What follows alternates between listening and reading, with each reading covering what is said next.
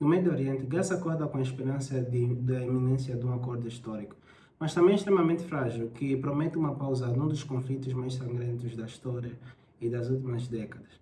Já o continente europeu está à beira do inverno e de uma possível escalada militar direta entre a OTAN e a Rússia, e como consequência, há um vácuo de poder no Cáucaso. Seja bem-vindo ao quadro Geopolítica em Foco aqui do meu canal. Aqui você acompanha análise de geografia, geopolítica, comunicação, educação e atualidades. Se quer estar bem informado e entender como os factos globais impactam a África e o mundo lusófono, inscreva-se no canal, ative o sino das notificações e deixe o seu comentário, pois a sua opinião é muito importante para construirmos juntos essa comunidade.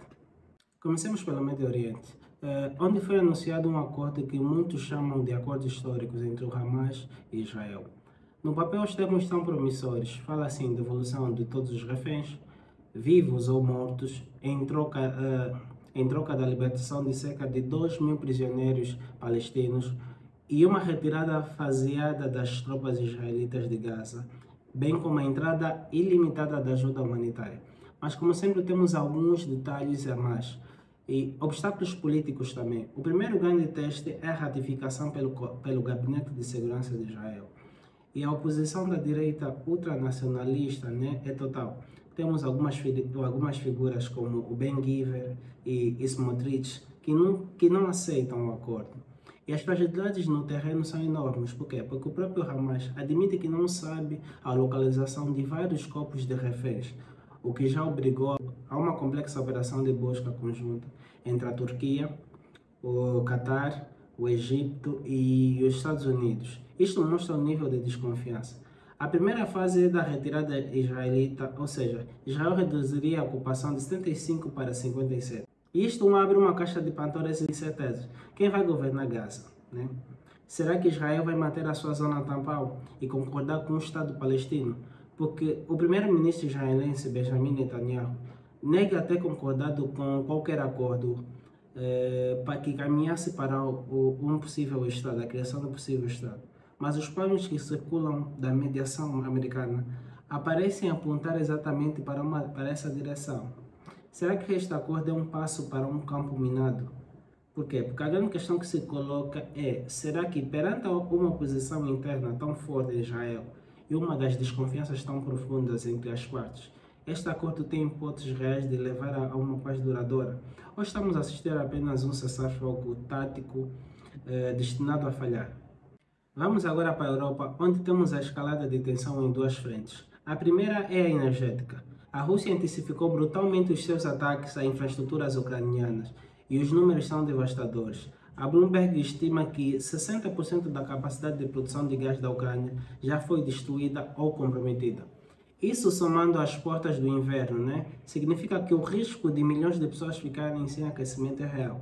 A Ucrânia torna-se totalmente dependente de importação de energia, que podem custar cerca de 2.000 milhões de euros até março. A grande questão é: quem vai pagar? A Europa, que já luta com os seus problemas econômicos, terá capacidade e vontade política para sustentar esse esforço? E essa pressão econômica está a transbordar para uma arena militar também. A NATO, segundo o Financial Times, está a preparar uma resposta muito mais assertiva ao que considera ser uma campanha de guerra híbrida russa. Falamos de constantes provocações com drones, né? Caças russos a violarem ou aproximarem-se perigosamente do espaço aéreo da Polônia, Romênia e outros países membros, né? A resposta da aliança pode vir em três fases diferentes.